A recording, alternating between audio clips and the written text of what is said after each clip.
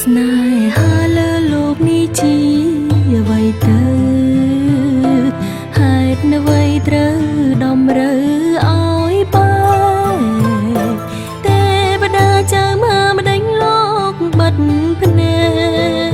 កខត់រឿងហេតុផ្ដាច់ខ្សែនិស័យស្នេហ៍ពិត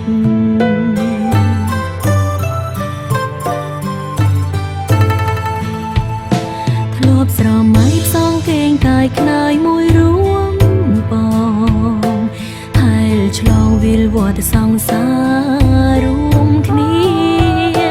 តែក្រុមយ៉ាងបងខំអើយអូនពលពីលីចិនសែនវេទនាខំមាត់ក្រាប